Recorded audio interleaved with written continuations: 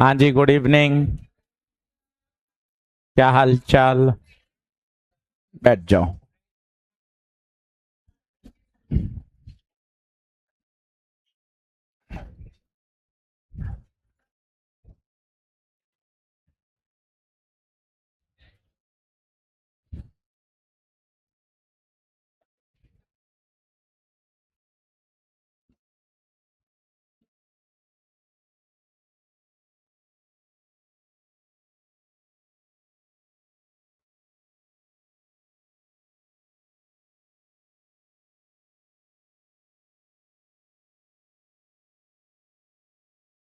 लिखें।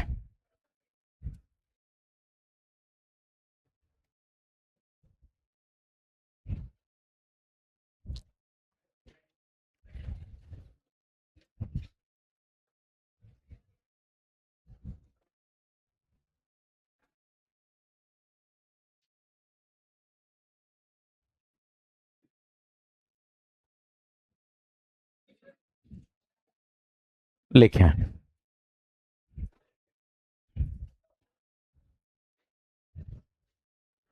Thompson model, plunge pudding model, उसके बाद आए रदरफोर्ड। रदरफोर्ड एटम की स्टेबिलिटी को एक्सप्लेन नहीं कर पाए। और उसके बाद आए बोर मॉडल, नील्स बोर, जिन्होंने अपना एक मॉडल प्रपोज किया। और इन्होंने कहा अगर आपको मेरे मॉडल को समझना है तो पहले मेरे 3 पोस्टुलेट को मानना पड़ेगा। तो पहले लिखते हैं बोर्स पोस्टुलेट। चैप्टर आसान है।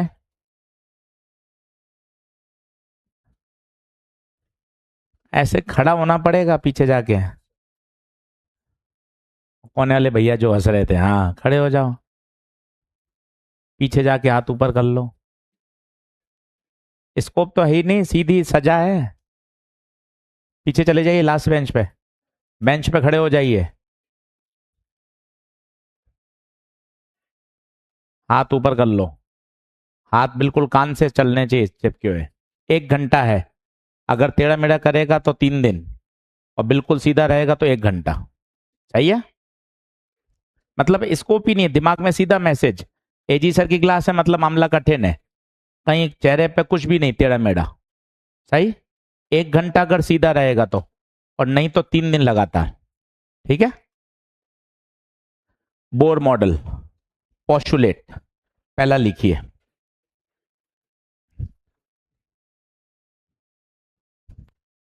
According to Bohr model,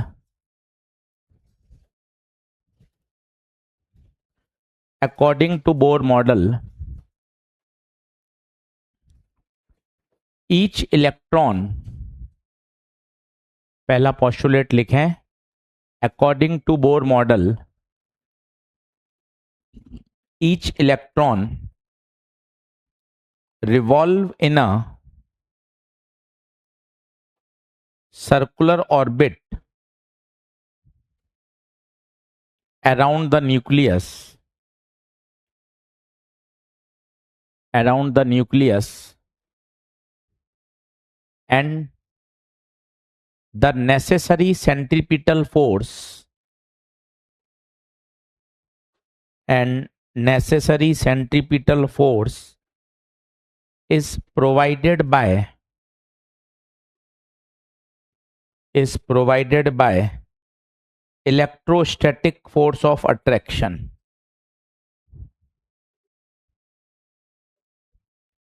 provided by electrostatic force of attraction। देखें, बीच में कौन होता है? न्यूक्लियस। याद करिए, न्यूक्लियस की खोज करने के लिए जिम्मेदारी किसकी है? रदरफोर्ड। रदरफोर्ड ने न्यूक्लियस की खोज कर दी थी। कल मैंने आपको सिखाया भी था, न्यूक्लियस पे चार्ज कितना है? प्लस का जेड। जेड कौन है? Z atomic. और चारों तरफ कौन चक्कर लगा रहे हैं? इलेक्ट्रॉन। कौन से ऑर्बिट में चक्कर लगा रहे हैं? सर्कुलर। अब मैकेनिक्स क्या कहती है? दुनिया में अगर सर्कुलर ऑर्बिट में चक्कर लगाना है तो कौन सा फोर्स चाहिए? सेंट्रीपिटल। बोले तो mv² बाय आर। ये आर इसकी रेडियस। फिक्स है कोई भी चैप्टर, अगर सर्कुलर में घूमना है तो आवश्यकता है किसकी, mv² by r की। अब देगा कौन, वो इंपॉर्टेंट है। अगर प्लेनेट चक्कर लगा रहे हैं तो ये फोर्स देगा ग्रेविटेशनल फोर्स। अगर तलवंडी चौराहे पे कार से टर्न लेना है तो ये फोर्स देगा, वो एसी को वापस रीसेट करवाओ, बार बार ऑफ हो रहा है। अगर तलवंडी चौराहे पर टर्न लेना है कार से तो ये कौन देगा, टायर और रोड के बीच में लगने वाला फ्रिक्शन। बात को समझिए, अगर घूमना है तो कोई ना कोई क्या चाहिए, सेंट्रीपिटल फोर्स चाहिए। धागा लिया, पत्थर बांधा और ऐसे गोल गोल गोल गोल घुमा रहे हैं, ऐसे गोल गोल घुमा रहे हैं, तो अब कौन दे रहा है, tension. Tension will provide the necessary centripetal force. इस बात को दिमाग में बैठाइए कि दुनिया में अगर सर्कल पे चक्कर लगाना है तो mv²/r तो चाहिए ही चाहिए। देगा कौन, ये अलग अलग परिस्थिति पर निर्भर करता है। यहां कौन देगा, इलेक्ट्रोस्टैटिक फोर्स याद करिए, F बराबर Q1Q2/r²। ये प्लस इस इलेक्ट्रॉन को कहां खींचेगा, क्या अपनी ओर खींचेगा, और ये लगना भी कहां चाहिए, टूवर्ड्स द सेंटर। लग भी रहा है, जल्दी से इसको फिल करके बताइए कि पहला चार्ज, चिल्लाइए, पहला चार्ज कौन, न्यूक्लियस। दूसरा चार्ज कौन, इलेक्ट्रॉन, बटे, तो ये हो गया kZe²। कौन है ये, कौन है बताओ, कूलम फोर्स। कौन है, कूलम फोर्स। हिंदी में बोलो, अगर चक्कर लगाना है तो क्या चाहिए, सेंट्रीपिटल फोर्स। यहां सेंट्रीपिटल फोर्स देने वाला कौन है, कूलम फोर्स। बात खत्म। कितना है बताओ, kZe²। पहला पोस्टुलेट लिखिए, डायग्राम बना लीजिए, पहली इक्वेशन लिख लीजिए। तो पहला पोस्टुलेट बहुत आसान, आप साथ साथ याद करते जाइए, मजा आता जाएगा। तो पहले पोस्टुलेट उन्होंने कहा कि इलेक्ट्रॉन सर्कुलर ऑर्बिट में चक्कर लगाएगा। सर्कुलर ऑर्बिट में चक्कर लगाने के लिए एजी सर उसको सेंट्रीपिटल फोर्स चाहिए। सेंट्रीपिटल फोर्स देगा कौन, कूलम्बिक फोर्स। सर इसकी दिशा केंद्र की ओर आ रही है, आनी भी चाहिए, क्योंकि अगर सर्कल पे घूमना है तो सेंट्रीपिटल फोर्स की दिशा कहां होती है, towards the centre. Uniform circular motion है, कांस्टेंट स्पीड से चक्कर लगा रहा है।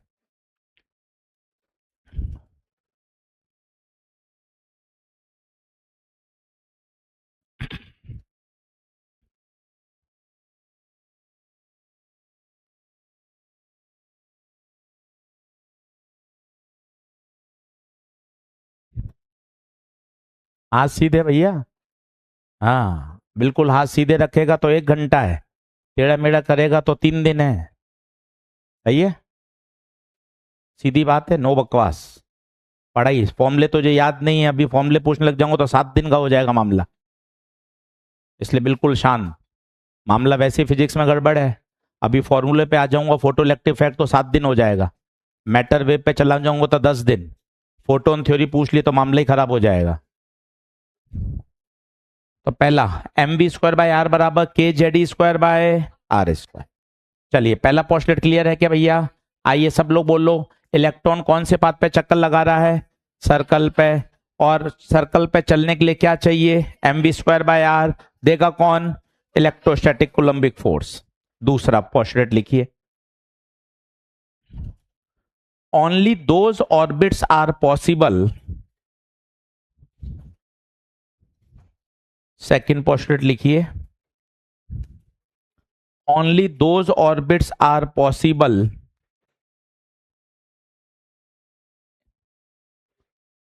in which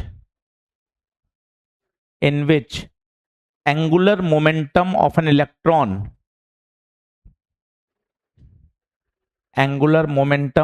electron is integral multiple of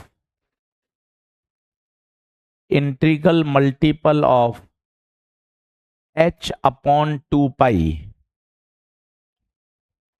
वापस बोलता हूं, कोई शब्द मिसिंग हो गया हो तो, only those orbits are possible in which angular momentum of electron is integral multiple of h/2 पाई।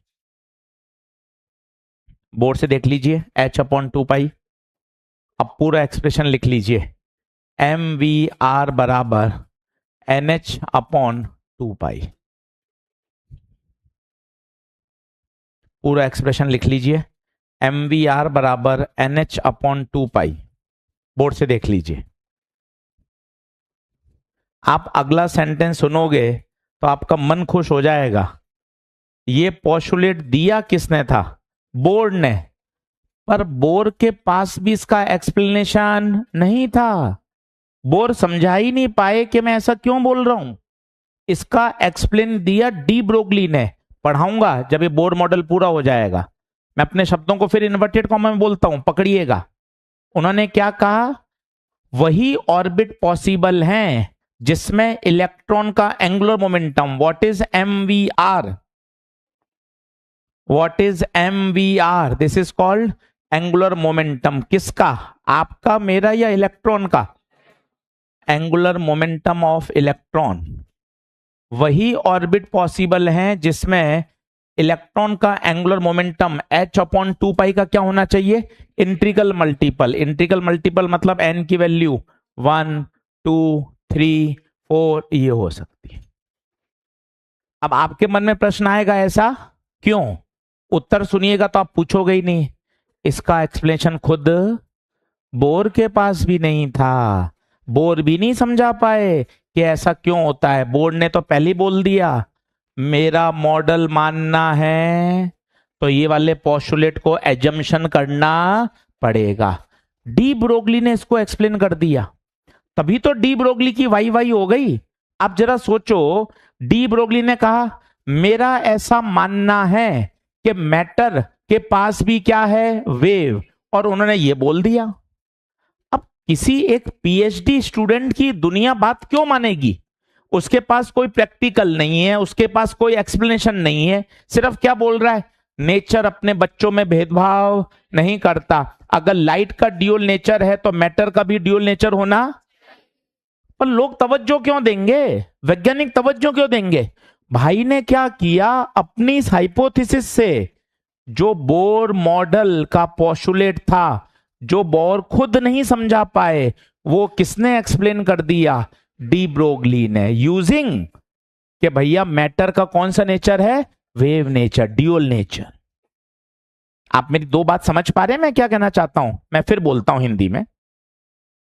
ये पोस्टुलेट दिया किसने? पहले ये बात समझिए। क्या ये बात ओके? पोस्टुलेट देने वाले कौन? बोर। ये बात ओके। दूसरा स्टेप सुनिए, पर बोर के खुद के पास इसका एक्सप्लेनेशन। क्या ये बात समझ में आई? अब तीसरी बात सुनिए, डी ब्रोगली जब आए थे उस समय बोर मॉडल ऑलरेडी आ चुका था। बोर मॉडल ऑलरेडी, बोर की जो कमी थी, बोर जिस बात को एक्सप्लेन नहीं कर पाए थे, उसको किसने एक्सप्लेन कर दिया? इसलिए डी ब्रोगली की इज्जत बढ़ गई। नहीं तो डी ब्रोगली को कौन इज्जत देगा यार? अब बताओ तो सही, इनके पास कोई लॉ नहीं है। क्या लिखा जाता है पता है? De Broglie hypothesis, Gauss law, Biot-Savart law, Ohm's law. De Broglie के आगे लॉ नहीं है। क्या लिखा हुआ है? क्योंकि उनका केवल एक मानना था, पर उन्होंने इस अजम्पशन से जो बड़ी बड़ी प्रॉब्लम अनसुलझी थी, जिनका एक्सप्लेनेशन अभी तक नहीं मिला था, उसको भी क्या कर दिया? एक्सप्लेन। तो लोगों ने कहा डी ब्रोगली जो कह रहा होगा वो सही होगा। हाँ, बाद में डेविसन जर्मन आए और उन्होंने ठप्पा लगा दिया एक्सपेरिमेंट करके कि डी ब्रोगली जो कह रहे हैं वो बिल्कुल सही है। क्या मेरी बात समझ में आ रही है? ठीक है, ये एक्सप्लेन करूंगा सिलेबस में अपने। तो दूसरा पोस्टुलेट लिख लीजिए, एमवीआर बराबर nh/2 पाई। एक बार याद करिए, टेढ़ा मेढ़ा टूटा टूटा बोलिए। वही ऑर्बिट पॉसिबल हैं जिसमें इलेक्ट्रॉन का एंगुलर मोमेंटम h/2 पाई का कैसा मल्टीपल? Integral multiple. ये सब आपने पढ़े हैं 11वीं में, अगर आपने पढ़ा है तो। पूरा फिजिकल केमिस्ट्री पढ़ा रहा हूं। तीसरा, तीसरा लैंग्वेज लिख देता हूं बोर्ड पर ताकि आपको सुनने में दिक्कत नहीं आए। Being in a circular orbit, board से देख के लिख लीजिए। Electron neither absorb nor emit any type of energy, but when electron jump from higher energy level to lower energy level, energy is radiated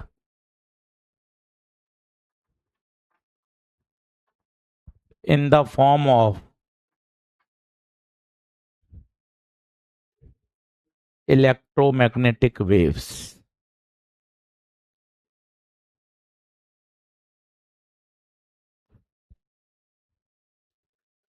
board से देख के लिख लीजिए, मैंने पूरा लिख दिया ताकि आपको सुनने करने में कोई वर्ड मिस ना हो जाए।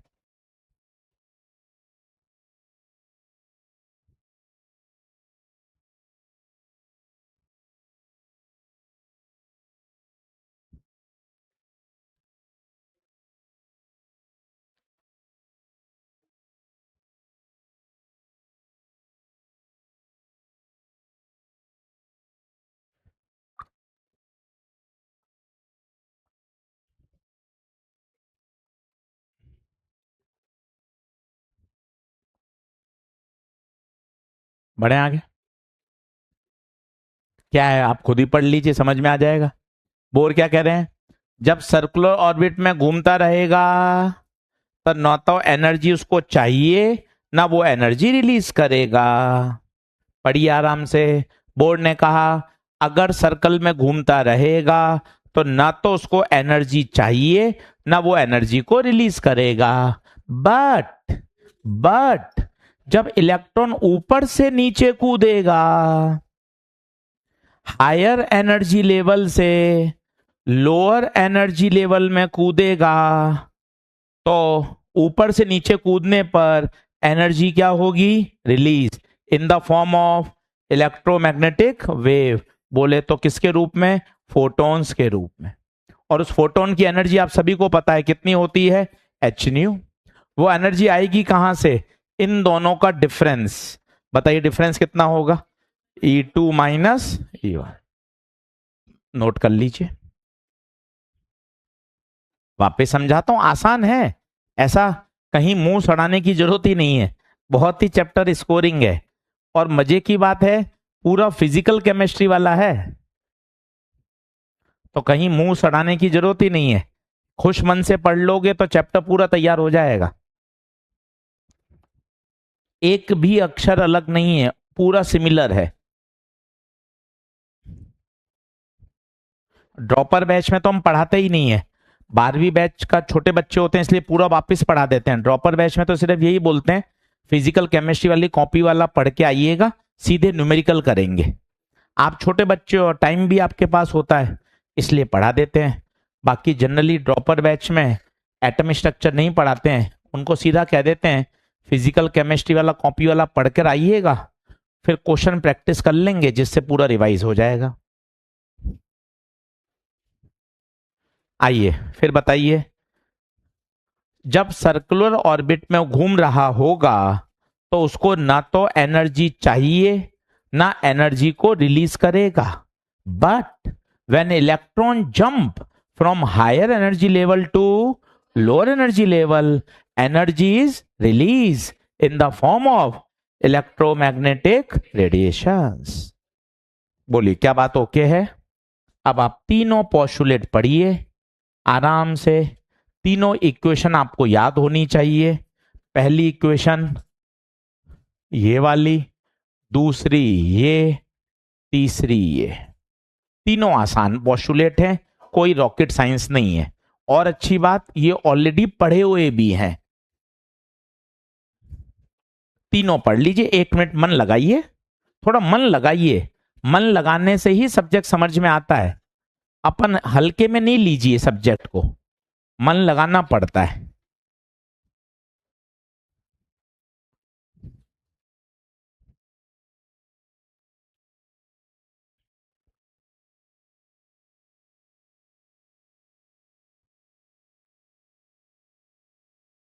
देख लीजिए कौन सा मॉडल पढ़ रहे हैं, पहले नाम बताइए। Bohr model. बोर के कितने पोस्टुलेट हैं? 3। पहला टूटा फूटा हिंदी में बोलिए। इलेक्ट्रॉन किसमें चक्कर लगाएगा? सर्कुलर मोशन में। और सर्कुलर मोशन में चलने के लिए क्या चाहिए? mv² बाय कौन प्रोवाइड करेगा? Coulombic force. टूटा फूटा याद कर लीजिए। दूसरा, वही ऑर्बिट पॉसिबल है जिसमें इलेक्ट्रॉन का एंगुलर मोमेंटम h/2 का कैसा मल्टीपल? Integral multiple. तीसरा, हिंदी में बोलिए, टूटा फूटा बोलिए। चक्कर लगाते समय ना तो एनर्जी चाहिए ना एनर्जी को रिलीज करेगा, बट जब वो ऊपर से नीचे कूदेगा तब एनर्जी को क्या करेगा? रिलीज। किस फॉर्म में? इन the form of electromagnetic radiations waves. Is it okay? चलिए अब तीनों बातों को एक साथ लिख लीजिए, याद होता जाएगा। लिख लिख कर याद करने से बढ़िया रहता है। mv² बाय आर के ZE² बाय R²। दूसरा, mvr बराबर NH/2π। तीसरा, E2 माइनस E1 बराबर hν। तीनों पोस्टुलेट मुझे एकदम शानदार याद होने चाहिए।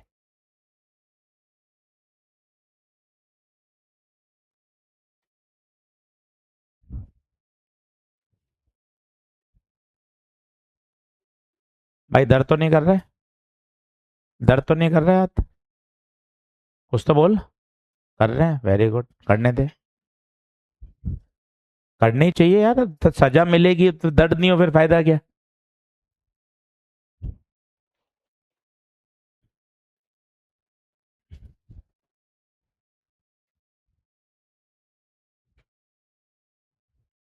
सब लोग पता नहीं इतनी शिकायत कर रहे हैं बैच की, और मुझे तो इतने दिन हो गए पढ़ाते हुए कोई परेशानी नहीं कर रहा है। हैं? सब इतने भर भर के शिकायत कर रहे हैं कि ये बैच चाहिए, ऐसे करते हैं, आवाजें निकालते हैं।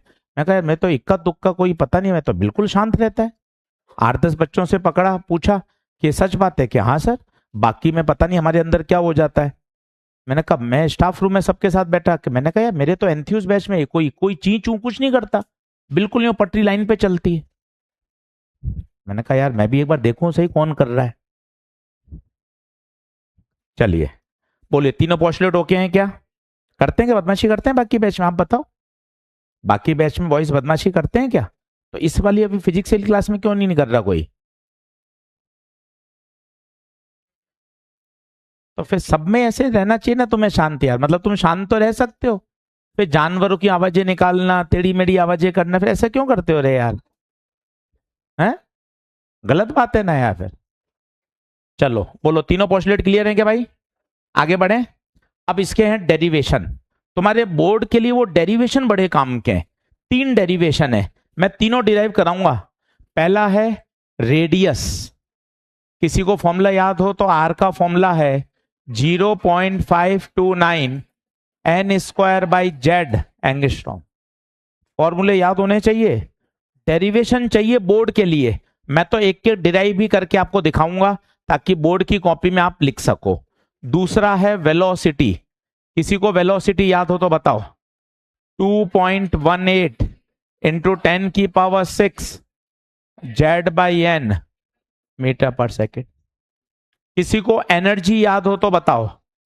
Total energy -13.6 Z² by eV. ये सारे याद होने चाहिए। नीट के लिए तो फॉर्मूला चाहिए, बोर्ड के लिए इनका क्या चाहिए? डेरिवेशन। तो अपन दोनों काम करेंगे, डेरिवेशन भी करेंगे और न्यूमेरिकल भी करेंगे। पहले आप लिख लो, ये तीनों मुझे मुख जवानी याद होने चाहिए।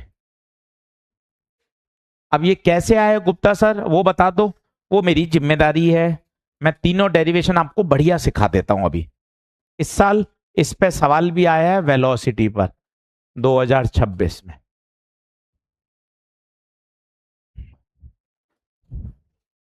आसान है, मतलब यूं मजे आएंगे आपको, कहीं कोई दिक्कत नहीं आएगी।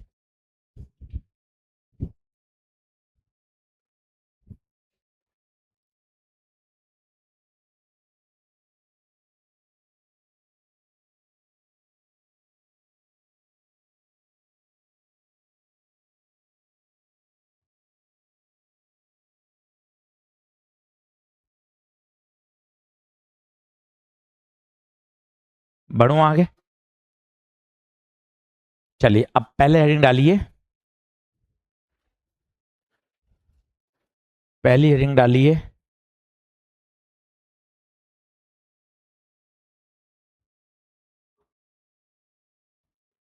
Radius of bourse orbit.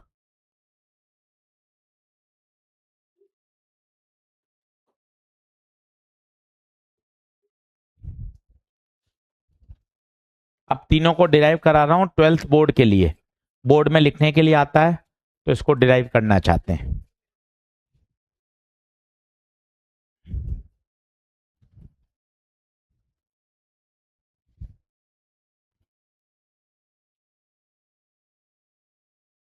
Done है भाइयों? चलो सब लोग बोर्ड पे देखना तसल्ली से, पेन पेंसिल छोड़ दें, आराम से समझ लें, बहुत सिंपल मैथमेटिक्स है। पहला पोस्टुलेट बताइए, M V square by R बराबर के जेड स्क्वायर बाय, याद होना चाहिए। क्या आर से आर रवाना कर दूं तो एम वी स्क्वायर बराबर के जेड स्क्वायर बाय, कोई शर्म वाली बात नहीं है, देखते जाओ तसल्ली से। पहला पोस्टुलेट लिखा। दूसरा पोस्टुलेट जानते हैं, जल्दी से बताइए क्या होता है। एम वी आर बराबर एन एच अपॉन, यहां से वेलोसिटी की value N H upon 2 pi, M और आर कहां चला जाएगा, ये किसकी वैल्यू आ गई, वी की। इस वी को उठा के कहां रख दो, 1 में, फ्रॉम 1। तो 1 में बताओ क्या है, M V square by R K Z square, M V square बराबर K Z square by R, किसको सब्सिट्यूट कर दूं, वी, वी को पुट करो। बोलो वी कितना है, N H upon 2 pi M R का whole square K Z square by R.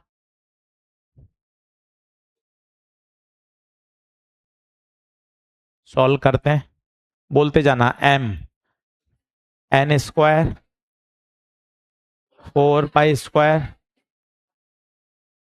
के,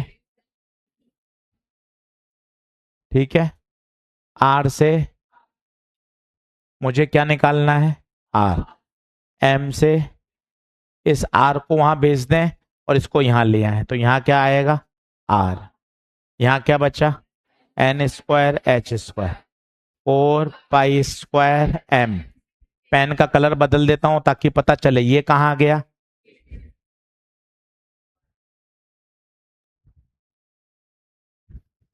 अब ध्यान से देखना कौन कौन कांस्टेंट है, एच कांस्टेंट है, Planck constant, 4 pi square, electron का मास के, ई सिर्फ वेरिएबल है एन और जेड। एजी सर ये क्यों वेरिएबल है बताओ ना। अगर पहले ऑर्बिट की बात करेंगे, सीधा हाथ, पहला ऑर्बिट की बात करेंगे तो एन कितना, 1, तीसरा ऑर्बिट तो एन, एन वेरिएबल है। क्या जेड वेरिएबल है क्या, हाइड्रोजन की बात करेंगे, हीलियम प्लस की बात करेंगे 2। अच्छा एक बात और, बोर मॉडल जो एप्लीकेबल है,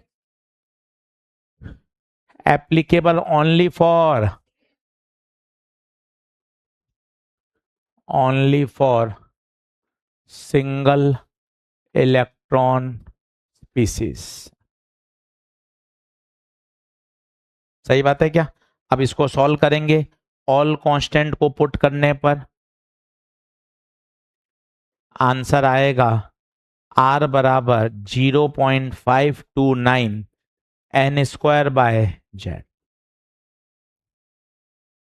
कोई बहुत बड़ा डेरिवेशन नहीं है, 2-3 बार कॉपी में करोगे तो बोर्ड की कॉपी में भी आराम से कर सकते हो।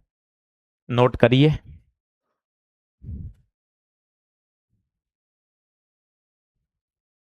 बड़ा करूंगा थोड़ा।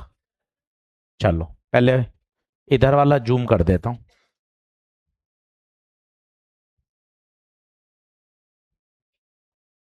पहले इधर वाला लिख लो। कुछ भी नहीं किया, अगर मन को समझाओगे तो सेकंड पोस्टुलेट में से वेलोसिटी को निकाला और उसको इक्वेशन नंबर 1 में डाल दिया। सेकंड पोस्टुलेट में से वेलोसिटी को निकाला और उसको इक्वेशन नंबर 1 में डाल दिया।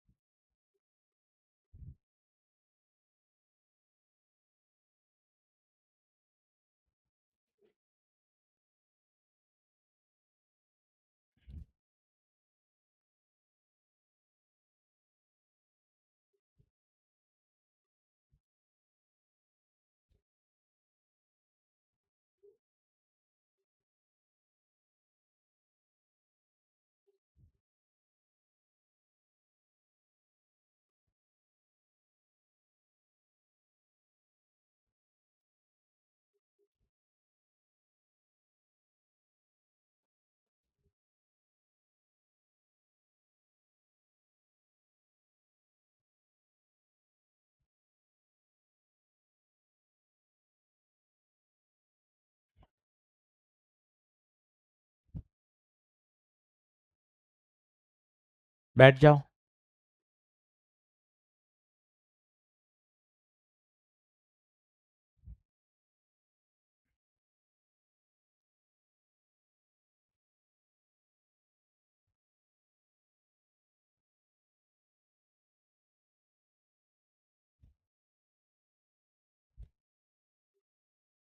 सिंपल मैथमेटिक्स है, मतलब बहुत बड़ी कोई रॉकेट साइंस नहीं है, आराम से डिराइव कर सकते हो। नीट की परीक्षा के लिए फॉर्मूला याद चाहिए, बोर्ड की परीक्षा के लिए डेरिवेशन चाहिए। हमें बोर्ड भी देना है, इसलिए आपको डेरिवेशन भी समझा दिया।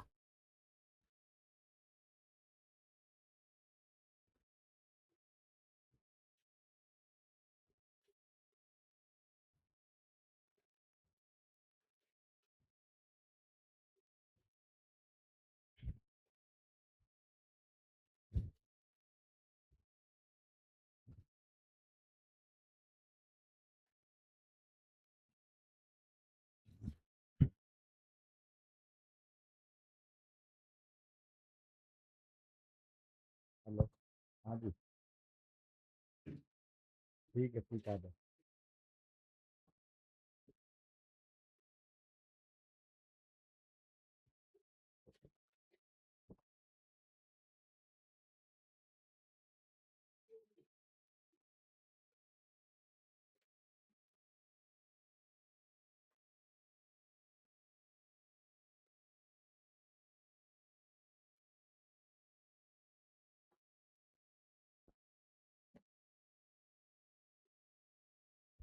बड़े हैं क्या?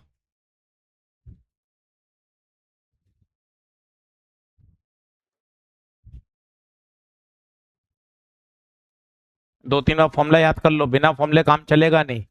और फॉर्मूले से ज्यादा अच्छा है डिपेंडेंसी याद हो। आर डिपेंड कर रहा है किस पे?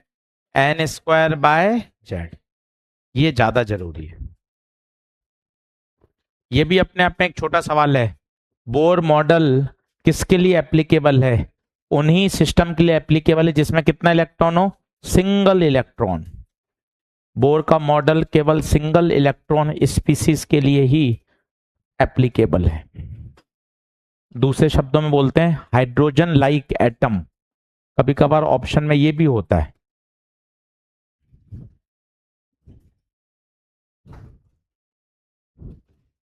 Hydrogen like atom.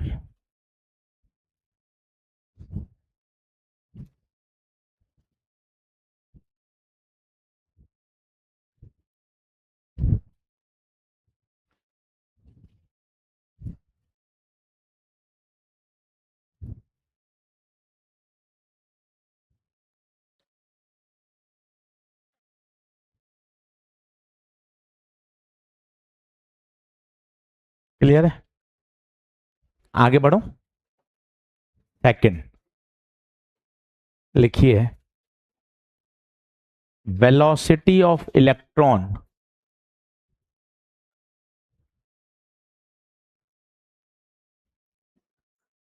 इन बोर्स ऑर्बिट।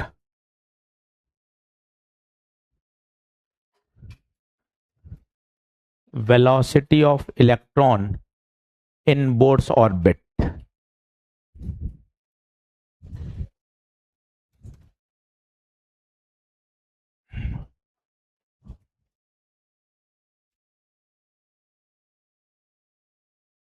अब पहले तो सीधा आंसर याद हो, v बराबर 2.18 into 10⁻⁶ Z by N metre पर सेकेंड। दूसरा डिपेंडेंसी याद हो, जेड बाय एन। दोनों चाहिए, मजा तब है, फॉर्मूला भी चाहिए और डिपेंडेंसी भी चाहिए। ये तो है नीट के लिए। दूसरा, अब डेरिवेशन क्या कह रहा है वो सुनिए। डेरिवेशन बहुत आसान है। पहला पोस्टुलेट हर बच्चे को याद है, बोलो mv² बाय आर के z² आर से mv² बराबर के z² बाय पहला। दूसरा बताइए, mvr बराबर nh अपॉन, दोनों को डिवाइड कर दीजिए, एक बार में आंसर आ जाएगा। सॉल्व करिए, एक बार में आंसर आ जाएगा। रफ कॉपी पे लिखने पड़ेंगे तब जाके बोर्ड की कॉपी में लिख पाओगे। बोर्ड की क्लासेस भी लगाएंगे। पिछले 3 साल के पेपर हमने बोर्ड के पूरे टाइप करवा लिए हैं, chapter wise. Objective question, subjective question, अलग से क्लासेस लगेंगी। किस तरह से सब्जेक्टिव क्वेश्चन लिखने हैं, ऑब्जेक्टिव क्वेश्चन तो हम कर ही रहे हैं, उसमें तो कोई दिक्कत नहीं आएगी। पर फिर भी एक बार बोर्ड की क्लासेस लगाएंगे। इंग्लिश की भी लगेगी, वो तो लगेंगी, फिजिक्स की भी लगाएंगे। एक बार सिलेबस हो जाए, लास्ट चैप्टर चल रहा है। हाँ, हिंदी, फिजिकल एजुकेशन, जो भी ऑप्शन सब्जेक्ट है।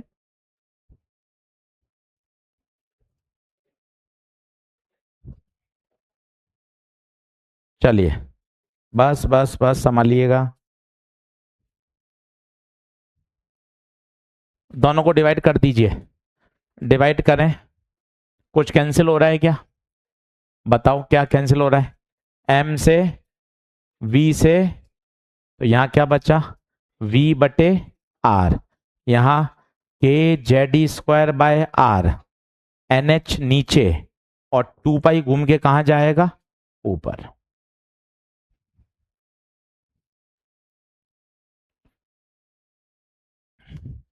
अच्छे से सोच समझ के करिए। क्या r से r भी उड़ जाएगा क्या? r से r भी उड़ गया। ले भाई, वेलोसिटी सीधा ही आ गया, 2 पाई के ZE² बाय NH। सोच समझ के अच्छे से करो, बहुत कठिन नहीं है। सब्जेक्ट से भागोगे तो भागते रहोगे, आमना सामना करना पड़ता है लिख लिख कर, तब होता है। और कोई चैलेंज नहीं है। कई बच्चे हमें कहते हैं सर परेशानी है, ये दिक्कत है, समझ में कम आ रहा है, घर में दिक्कत है, अलग अलग तरह की समस्याएं होती हैं, उसमें कोई मैं गलत नहीं मान रहा। पर भाई इसी में लड़कर आगे बढ़ना पड़ता है। कल एक बच्चे से मिला, अपना पढ़ाया हुआ बच्चा है, एम्स गोरखपुर, उसको मिला, अभी रिजल्ट आ गया। अब आप विश्वास नहीं करेंगे, मुझे भी जब बात कर रहा था तब पता चला कि सर 11th क्लास में, 11th क्लास के एंड तक में पिताजी का स्वर्गवास हो गया, पिताजी का स्वर्गवास हो गया 11th क्लास के बाद।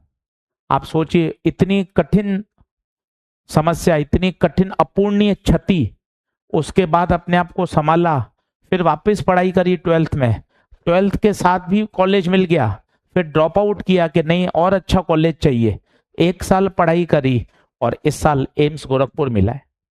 अब इससे बड़ा कष्ट क्या हो सकता है आप सोचिए।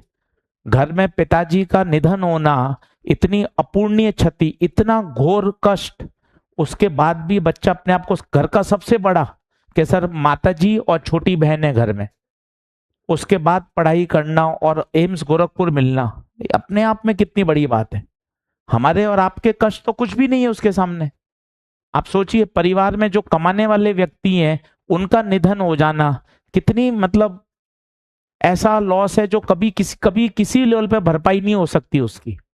उसके बाद भी अपने आप को मजबूत रखते हुए पढ़ाई करना, आप समझिए मतलब सबके जीवन में अलग अलग चैलेंज हैं। आपको लगता है क्योंकि आपको अपना ही चैलेंज दिख रहा है, दूसरों के चैलेंज देखोगे तब पता चलेगा यार अपन तो बहुत आराम से पढ़ रहे हैं, कोई समस्या नहीं है। और एक ही बात उसने मुझे बताई कि सर लिख लिख कर याद करना, लिख लिख कर। मैं तो सर लिख लिख कर याद करता था, 2-2 3-3 बार मैंने एनसीईआरटी पढ़ी, इलेक्ट्रोकेमिस्ट्री, इनऑर्गेनिक केमिस्ट्री, सर मैंने 3-3 बार एनसीईआरटी पढ़ी। आप समझो इस बात को, सब संभव है अगर मेहनत करोगे तो। ऐसा कुछ भी नहीं है। 3 दिन पहले टाइम्स ऑफ इंडिया में आया, मैंने टेलीग्राम पे डाला, 10वीं क्लास में बच्चे के मैथ्स में 41 मार्क्स, उसके बाद 11वीं 12वीं पढ़ाई करी, भाई साहब जेई एडवांस क्रैक कर दिया। अभी 3 दिन पहले की न्यूज है टाइम्स ऑफ इंडिया की, आप देख लीजिएगा। क्या क्या चीजें हो रही हैं, आप पता नहीं यूं ही समय खराब कर रहे हो। आपको लग रहा है नहीं हो पाएगा नहीं हो पाएगा, आप बस टाइम पास कर रहे हो। इतने एग्जाम्पल हैं ऐसे, आप ये देखिए 40 नंबर मैथ्स में, ये बच्चा तो बायो लेगा तुरंत भागते हुए, मैथ्स ली उसके बाद भी, और जेई एडवांस भारत का सबसे टफ पेपर जो माना जाता है इंजीनियरिंग का, उसको क्रैक कर दिया। आप कहते रहते हो मेरा बेस कमजोर है, मेरी 10th कमजोर है, मेरी मैथ्स कमजोर है, ये बच्चा क्या बहाना बनाएगा। आपने तो बहाने बना के बायो ले ली, उसके बाद भी आप रोज ही रोते हो मेरी मैथ्स कमजोर है, मैथ्स कमजोर है, बेसिक कमजोर है, बेसिक कमजोर है। ये क्या बहाना बना रहा होगा आप बताओ मुझे। खुद पढ़ना पड़ता है, ऐसा थोड़ी ना है कि 11th-12th का मास्टर इसको 8th-9th-10th पढ़ा रहा होगा, संभव ही नहीं है। जेई का सिलेबस ही इतना वास्ट है।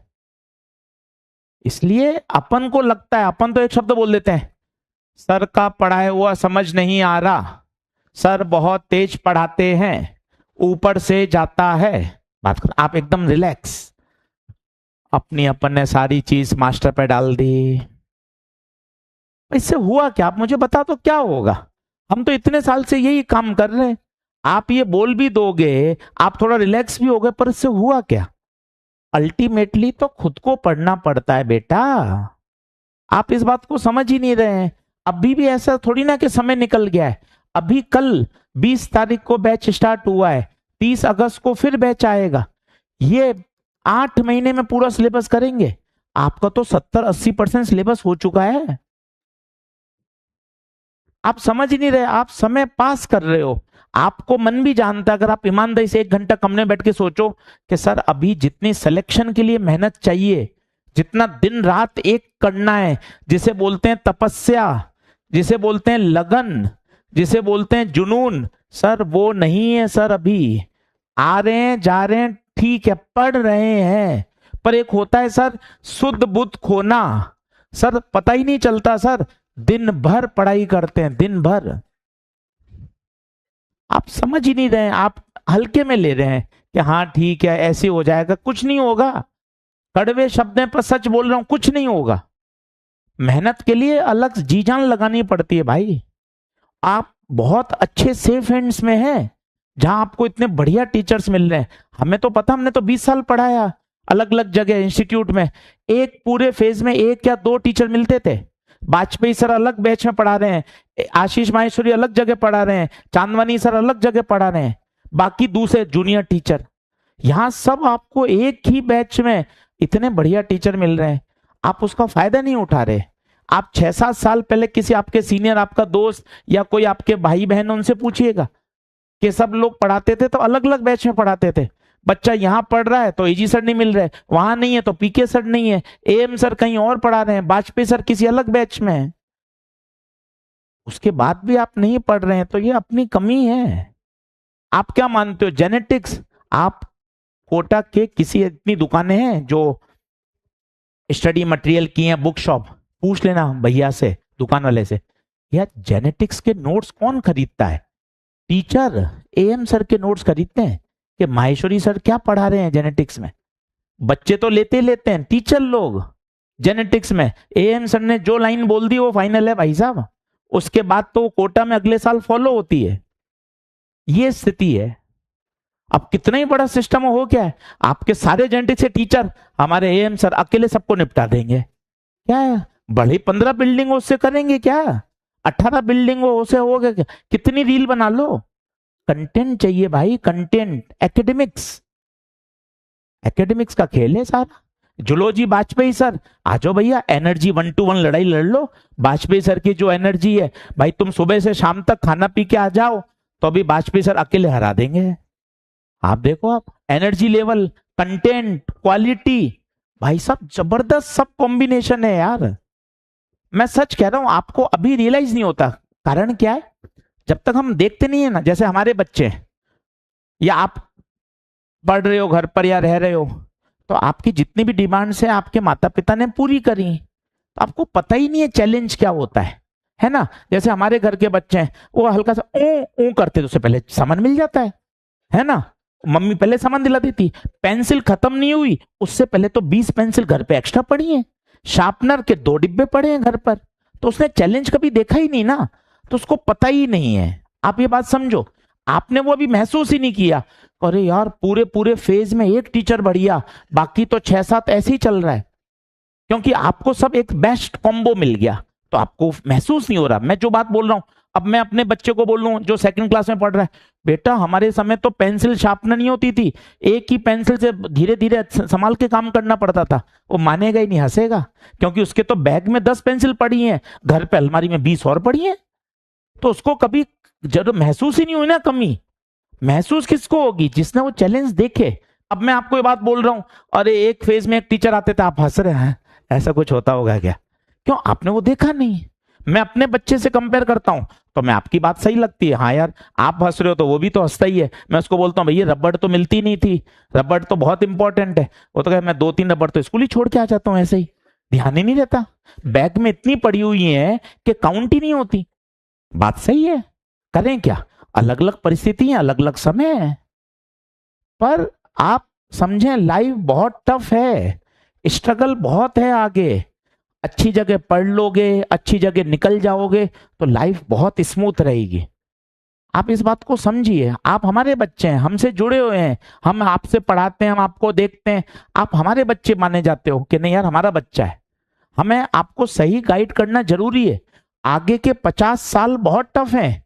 अभी हमारी उम्र 16 साल, 17 साल, 18 साल है। अभी 50-55 साल की लाइफ है पूरी। वो रोज अपने सपने को मारो, इससे बढ़िया तो अभी पढ़ लो ना। अभी पढ़ना बहुत आसान है। नहीं तो आपके बड़े भाई, ताऊ जी के लड़के, बुआ के लड़के, कभी पूछना जो 22-23 साल के नौकरी कर रहे हैं, 15,000, 20,000, 25,000 की भी नौकरी कुछ भाई लोग कर रहे होंगे, उनसे पूछना कभी भैया कैसा लगता है? हमें रोज अपने सपनों को मारना पड़ता है, 20,000 में कुछ भी नहीं होता। आप समझते नहीं हो, आप इसको गहराई को, पेन को लेते नहीं हो। अभी आप रिलैक्स हो, चिल हो, क्योंकि हर महीने पैसा आ जाता है हॉस्टल का, खाने पीने का, पढ़ाई का, आपको दिक्कत नहीं। थोड़ा सा मैं आपको कहना चाहता हूं, पेन लीजिए। क्या होगा रिजल्ट हो तो किसी को नहीं पता, पर पढ़ेंगे तभी तो अच्छा होगा।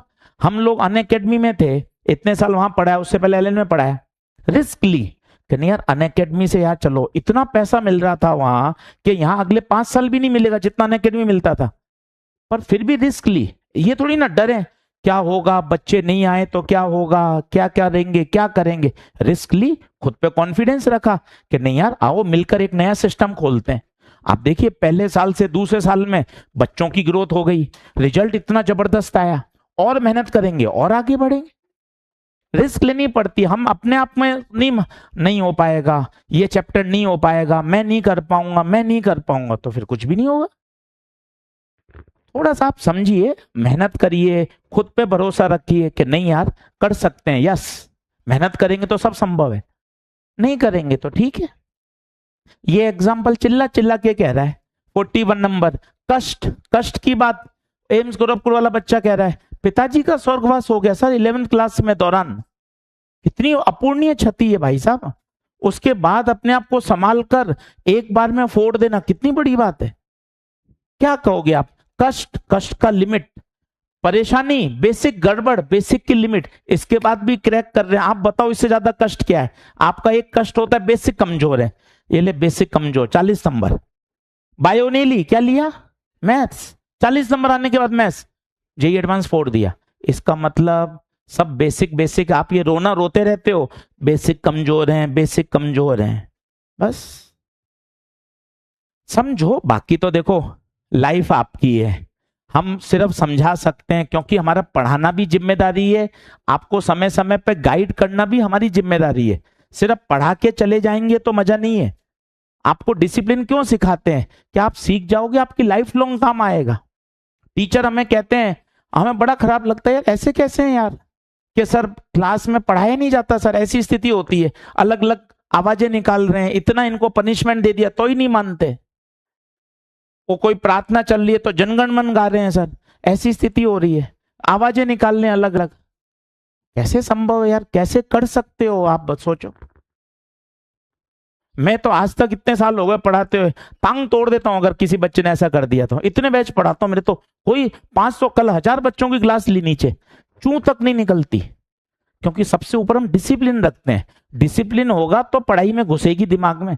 तेरा दिमाग ही चल रहा है हो हल्ला में, आवाज निकालने में, तो समझ में कैसे आएगा? थोड़ा सा देखो, समझो, घर जाके एनालाइज करो मैं क्या कर रहा हूं, आगे का मेरा जीवन। थोड़ी सी कड़वी बात है पर सच है, माता पिता आज हैं, 25 साल बाद, 30 साल बाद माता पिता नहीं रहेंगे।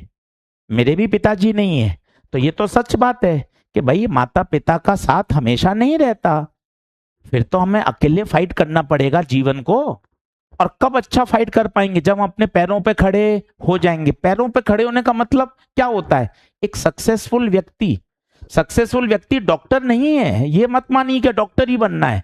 आप मेहनत करिए, जिस फील्ड में जाओगे उस फील्ड में अच्छा करोगे। जरूरी थोड़ी ना हर व्यक्ति डॉक्टर बनेगा तभी सफलता मानी जाएगी, हम तो डॉक्टर नहीं है। ऐसा थोड़ी ना कि हर व्यक्ति जब डॉक्टर होगा वही सफल होगा, या हर सफल व्यक्ति डॉक्टर होता है, ये भी कोई बात नहीं है। मेहनत करिए, मेहनत करेंगे सब अच्छा होगा। आइए वापस, वेलोसिटी। अब इसमें बताइए कांस्टेंट क्या क्या है, जल्दी से बताइए।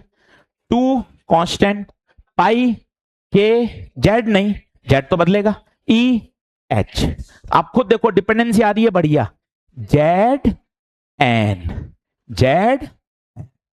बाकी सबको रख दीजिए। तो on putting all constant we have. अच्छा, ये वेलोसिटी किसकी है गुरुजी? बताओ ना किसकी है? इलेक्ट्रॉन की। समझो तो सही, केवल फॉर्मूला याद कर लोगे उससे होगा क्या? बात को समझो, ये वेलोसिटी किसकी है? इलेक्ट्रॉन की। वो इलेक्ट्रॉन जो कहां का चक्कर लगा रहा है? बोर ऑर्बिट में। बताइए क्या मामला ओके है? तीसरा पॉइंट लिखिए, थर्ड डेरिवेशन। कल पूछूंगा ये डेरिवेशन सारे, आज घर जाके रगड़ लेना इनको अच्छे से, बढ़िया ईमानदारी पूर्वक। तीसरा, energy of electron, energy of electron in Bohr's orbit.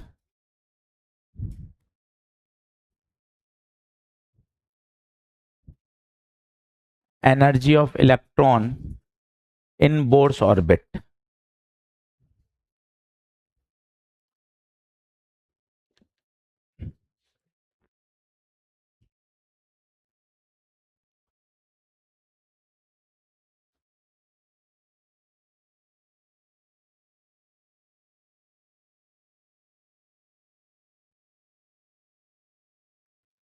अब यहां तीन तरह की एनर्जी की बात करनी पड़ेगी मेरे बेटा, kinetic energy, potential energy, total energy, और तीनों के बीच में रिलेशन।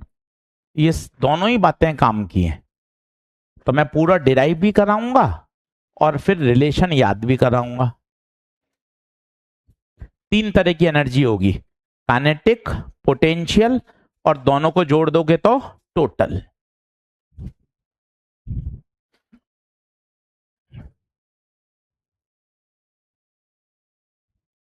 चलिए अब पहले तो मुझे बताओ काइनेटिक क्या होती है, बिना पेन चला बताओ क्या होती है काइनेटिक। नवीं कक्षा से पढ़ रहे हो, काइनेटिक आती क्यों नहीं याद आता मुंह से, हाफ, तो काइनेटिक तो गुरुजी होगी half M V square. Okay, potential MGH नहीं, वो तो ग्रेविटेशनल है, इलेक्ट्रोस्टैट्स वाली पोटेंशियल कल याद कराई थी, के Q1 Q2 बाय, अरे हेलो, पोटेंशियल जी के Q1 Q2 बाय, और टोटल तो मुझे पता ही है, टोटल तो सरल होती है, काइनेटिक प्लस, लिख लो पहले तीनों, फिर वन बाय वन तीनों में आपको निकाल के दिखाता हूं। Kinetic half M V square, potential U बराबर के Q1 Q2 bye R, total दोनों का सम। ओके सर, चलिए अब तीनों देखिए धमाधम, बोर्ड पर पेन पेंसिल छोड़िएगा।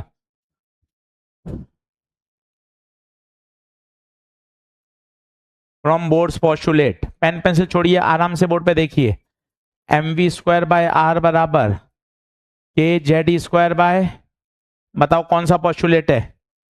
अब तो याद हो गया होगा यार, पांच छह बार लिखोगे याद हो जाएगा। M V square by R, ये तो सेंटीपिटल फोर्स है ही, is equal to K Z square by, देखता जाना चमत्कार होगा, आर से आर कैंसिल, कोई शर्म वाली बात, दोनों तरफ,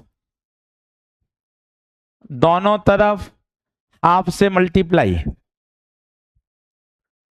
बताना क्या हो जाएगा, half M V square, half K Z square by, ओहो, ओहो हो, हाफ एम वी स्क्वायर कौन, इसको क्या बोल दूं, काइनेटिक एनर्जी का एक्सप्रेशन बोल क्या आ गया, के जेड स्क्वायर बाय, बोल काइनेटिक ओके है, आ जाए एक बार और सीन, पोटेंशियल जी का फॉर्मूला बोल, के, कोई शर्म वाली बात, सेंटर में कौन बैठा है, चक्कर कौन लगा रहा है, आजा जल्दी से बोलना, Q1 पहला चार्ज कौन, जेडी प्लस का जेडी, दूसरा चार्ज कौन, माइनस सी, पूछ माइनस क्यों, इलेक्ट्रॉन। इस पोटेंशियल जी के फॉर्मूले में सर ने सिखाया है Q1 Q2 को हमेशा साइन के साथ पुट करना है, तो देख मैंने प्लस जेडी क्यों लिखा, क्योंकि न्यूक्लियस पे चार्ज क्या होता है, प्लस जेडी, और चक्कर कौन लगा रहा है, इलेक्ट्रॉन, इलेक्ट्रॉन पे चार्ज माइनस, तो यू आएगा माइनस का के जेड, ई और ई स्क्वायर बटे, बता ये कौन आ गई, पोटेंशियल एनर्जी। लिखना शुरू कर, दोनों को ऐड करेंगे तो क्या आ जाएगा, टोटल।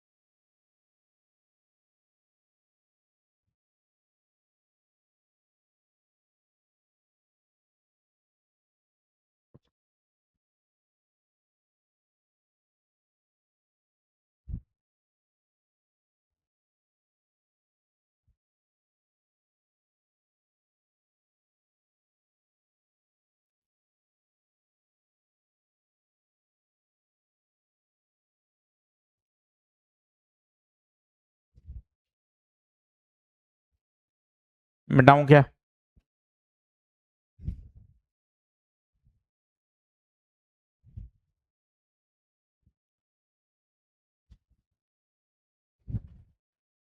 दोनों को ऐड करेंगे तो बताओ क्या आ जाएगी? Total energy.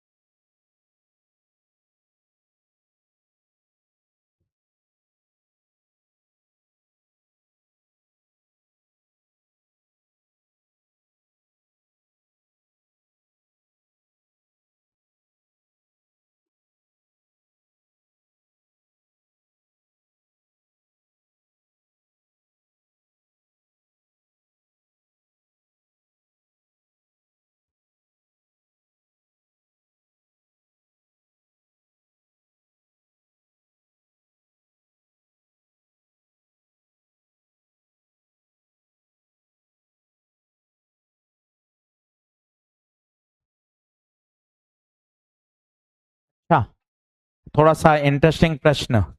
ये टोटल एनर्जी और पोटेंशियल एनर्जी नेगेटिव आ रही है। नेगेटिव आना किस बात को संकेत करता है? एक बच्चे ने बोला इलेक्ट्रॉन नहीं, उससे नहीं। नेगेटिव आना इस बात को शो करता है the system is bounded. The system is bounded. कैसे बाउंडेड बताओ? न्यूक्लियस ने इलेक्ट्रॉन को क्या कर रखा है? बाउंड। अगर आप ग्रेविटेशन में आपको थोड़ा बहुत याद आ रहा हो, सैटेलाइट में भी टोटल एनर्जी नेगेटिव आती है। नेगेटिव आना इस बात का संकेत है कि अर्थ ने सैटेलाइट को अपने ग्रेविटेशनल फोर्स से क्या कर रखा है? बाउंड। System is bounded. तो वहां लिख लीजिएगा, टोटल एनर्जी नेगेटिव आना इंप्लाइज, टोटल एनर्जी नेगेटिव आना implies the system is bounded.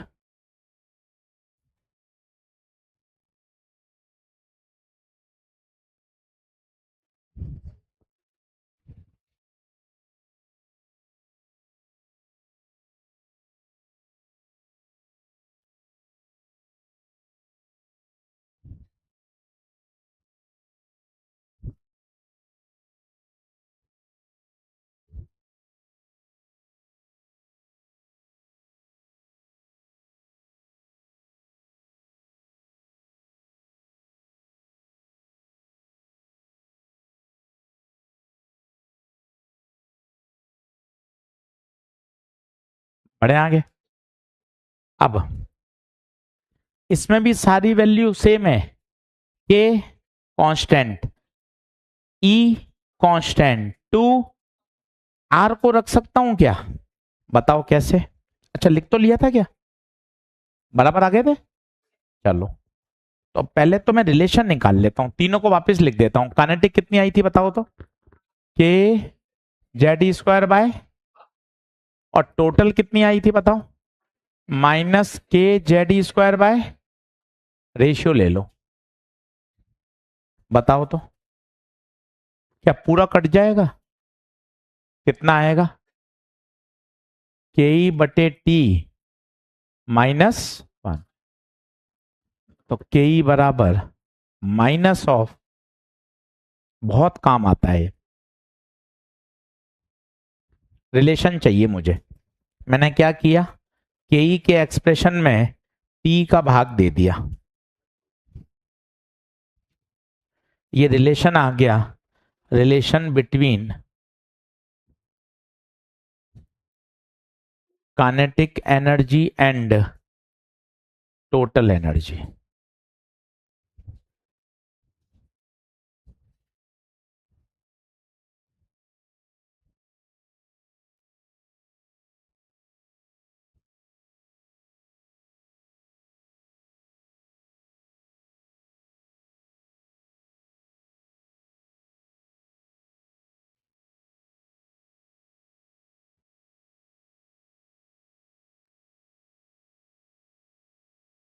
Clear? आगे बढ़े, दूसरा लाइए। पोटेंशियल एनर्जी कितना था बताओ तो, पन्ना पलटो। माइनस के जेड स्क्वायर बाय, इसमें टोटल का भाग दो, टोटल था माइनस के जेड स्क्वायर बाय 2r। पीछे से देख देख के कर सकते हैं, मैं कुछ नहीं कर रहा हूं, मैं दोनों दोनों इक्वेशन को डिवाइड कर रहा हूं। डिवाइड करने से मुझे क्या मिल रहा है, रिलेशन। पहले मैंने काइनेटिक में किसका डिवाइड किया, टोटल का। अब पोटेंशियल में किसका डिवाइड किया, टोटल का। बताओ कुछ कैंसिल हो रहा है, माइनस के जेड स्क्वायर आर। बताइए 2 घूम के कहां जाएगा, ऊपर। तो पोटेंशियल एनर्जी कितनी आ जाएगी बताइए, ट्वाइस ऑफ टोटल। ये सब काम आएंगे बेटा, सब पे सवाल आए हुए हैं। Relation between potential energy and total energy.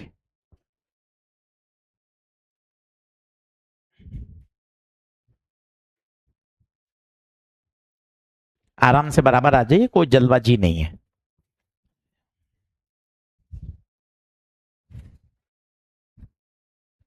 अब वो एक्सप्रेशन कैसे आता है वो भी देख लीजिए।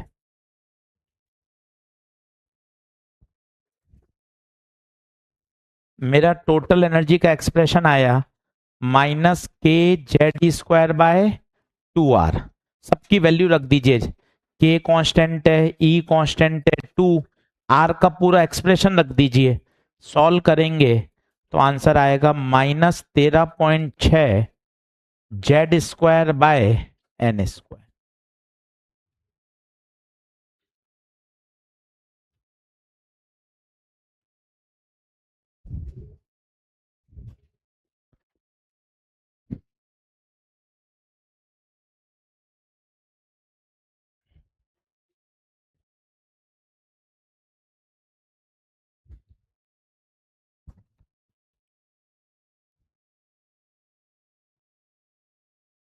बताएं।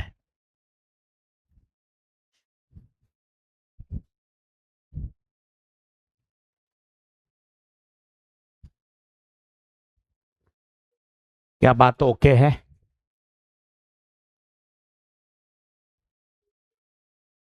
अब सब चीजें एक साथ लिखा रहा हूं जो आपको टिप्स पे चाहिए, फिर अपन क्वेश्चन शुरू करेंगे धीरे धीरे। पन्ने पलट लीजिए। एक तो कल डेरिवेशन याद चाहिए मुझे, तीनों बोर्ड एग्जाम के लिए। कौन कौन से तीनों बताइए एक बार, बोलिए। Radius, velocity, energy. Radius, velocity, energy. Full mathematics आप देख लो, बहुत बड़ा रॉकेट साइंस नहीं है। ना कोई इंटीग्रेशन किया है, ना कोई डिफरेंशिएशन किया है।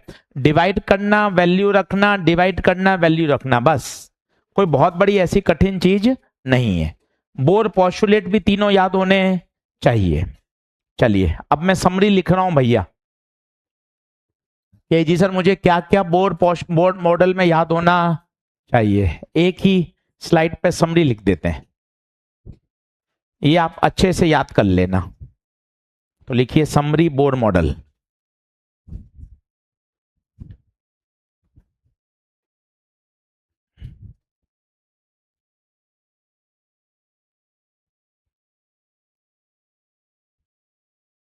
चलिए पहले तो पॉस्टुलेट, 3 पॉस्टुलेट याद होने चाहिए। पहला बताइए, mv square by R K Z square by R square, पहला। दूसरा बताइए, एम वी आर बराबर एन एच अपॉन 2 पाई। तीसरा, E2 माइनस E1 बराबर एच न्यू। ये 3 पॉस्टुलेट याद होने चाहिए। एक बार टूटा फूटा बोल लीजिए, बाकी तो याद अलग से करना। पहला बोलिए क्या है, इलेक्ट्रॉन सर्कुलर ऑर्बिट में चक्कर लगाएगा। सर्कल में चक्कर लगाने के लिए क्या चाहिए, mv स्क्वायर बाय आर। और कौन प्रोवाइड करेगा, कुलम्बिक फोर्स। दूसरा बोलिए, वही ऑर्बिट पॉसिबल है जिसमें इलेक्ट्रॉन का एंगुलर मोमेंटम h अपॉन 2 पाई का कैसा मल्टीपल। बहुत बढ़िया। तीसरा सुनिए ध्यान से, जब इलेक्ट्रॉन सर्कुलर ऑर्बिट में चक्कर लगाता है तो उसको ना तो एनर्जी चाहिए ना वो एनर्जी को रिलीज करता है। Being in a circular orbit electron neither absorb nor emit any type of energy, but when electron jump from high energy level to energy release in the form of electromagnetic radiations. क्या बात okay है? चलिए इधर आइए अब। Radius, तो radius का ये फॉर्मूला याद करना है, 0.529 N square by Z angstrom. Dependency भी याद होनी चाहिए। फिर आता है वेलोसिटी, वेलोसिटी का फॉर्मूला 2.18 इंटू 10⁻⁶। डिपेंडेंसी भी याद होनी चाहिए। फिर तीसरा आता है एनर्जी, टोटल एनर्जी का formula -13.6 Z square by N square. Kinetic होती है माइनस ऑफ टोटल, पोटेंशियल होती है twice of total.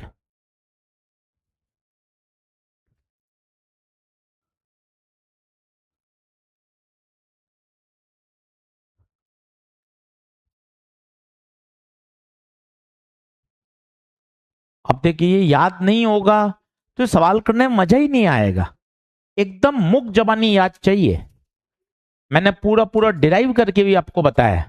Dropper batch होता है तो हम ये सीधे रिजल्ट लिखते हैं, उनको सीधा कहते हैं भैया आप न्यूमेरिकल शुरू करें। अपन ने डिराइव किया है।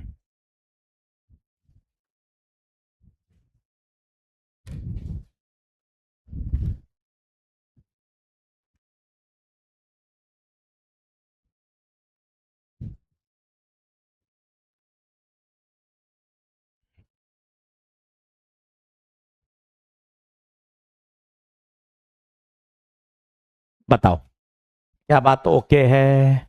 डीपीपी खोलो, शुरू करो।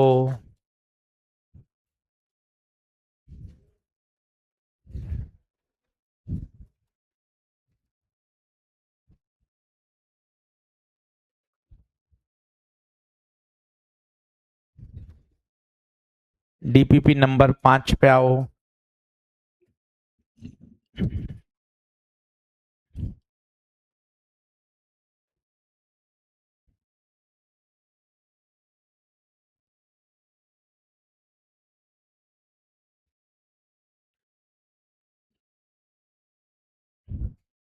सवाल नंबर देखो, 16, 17, 18 तीनों 2026 के सवाल हैं। तीनों पे लिख लो 2026, 2026, 2026 और तीनों ही बढ़िया हैं। 18 सबसे आसान है, शायद देखते टिक लगा सकते हो। 18 बताओ, देखते ही कौन सा आंसर आएगा? 18 देखते ही बताओ। याद आया? कल बताया था Rutherford alpha scattering experiment, Rutherford alpha scattering experiment. अब करिए 16, लैंग्वेज इतनी प्यारी, भूल भुलैया। 17 और भी अच्छा, मजे वाला। 16, 17, 18 तीनों ही बढ़िया प्रश्न। 16, 17, 18 पेज नंबर बता देता हूं। पेज नंबर पे हूं मैं 121, डीपीपी नंबर 4। तीनों 2026 के सॉल्व कर रहे हैं। डीपीपी नंबर 5, तीनों ही प्रश्न लेटेस्ट हैं।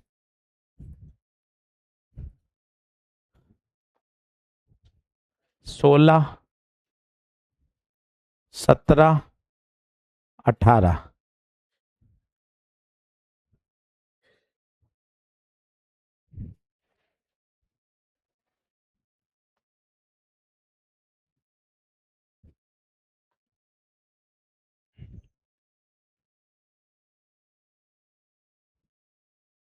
करिए, मैं कोई हिंट नहीं दे रहा हूं। थोड़े थोड़े परेशान करने वाले सवाल हैं।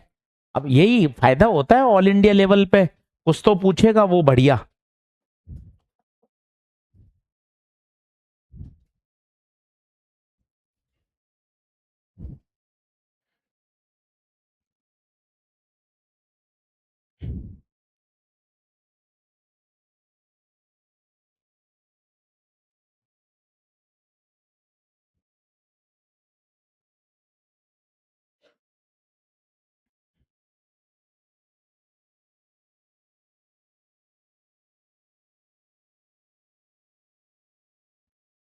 तीनों अच्छे प्रश्न है, 16, 17, 18। लेकर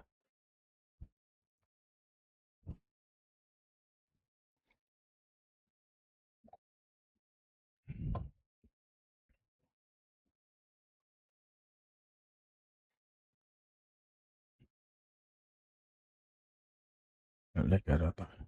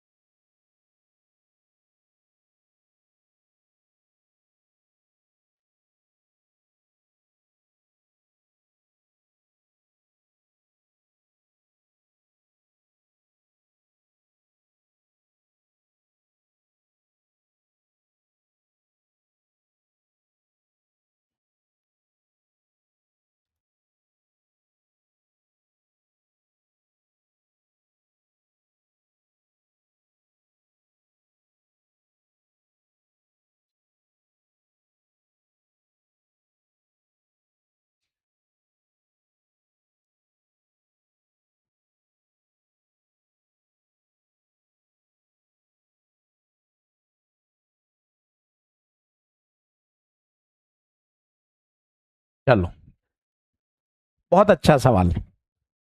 in the first excited state, first excited, आप केमिस्ट्री पढ़े हो, बड़े बच्चे हो आप, एन की वैल्यू 2। क्यों सर? एजी सर क्या कह रहे हो आप? भैया ये ग्राउंड स्टेट होता है, ये N1 होता है, इसे बोलते हैं फर्स्ट एक्साइटेड। ये कौन होता है? N2। The radial distance of electron from approximately. अब इसने रेडियस नहीं बोला, रेडियस बोलते आप 200 बच्चे बैठे हो सब फॉर्मूला लगा देते। भाई ने रेडियस नहीं बोला, पर रेडियस का ये पर्यायवाची शब्द बोल दिया। रेडियल डिस्टेंस इलेक्ट्रॉन की हाइड्रोजन के न्यूक्लियस से जो रेडियल दूरी है, अरे यही तो क्या कहलाती है? रेडियस। तो पूछा क्या है? रेडियस ही तो पूछा है। अगर वो कहता फाइंड रेडियस, आप खुश होके टूट पड़ते। भाई ने रेडियस नहीं दिया, कितना अच्छा शब्द बोला, radial distance. Radial distance, radial distance का मतलब रेडियस। अब बताइए आर का formula 0.529 N square by Z. N कितना? 2, और हाइड्रोजन है तो जेड कितना? खत्म, खत्म। कौन सा ऑप्शन आएगा बताइए? कौन सा? फोर्थ। मुझे तो अच्छा सवाल लगा, क्योंकि ये पूछता रेडियस तो कई बच्चे कर ले आते, उसने रेडियस शब्द तो बोला ही नहीं। भाई ने क्या बोला? Radial distance, radial distance. बताइए क्या मामला ओके है क्या? अगले लेक्चर में डीपीपी लेके आइएगा, पूरी डीपीपी के सवाल कराऊंगा, एक एक एक एक एक एक। बहुत सरल टॉपिक है, बहुत आसान है। चलिए धन्यवाद। और डेरिवेशन याद करके आइएगा तीनों।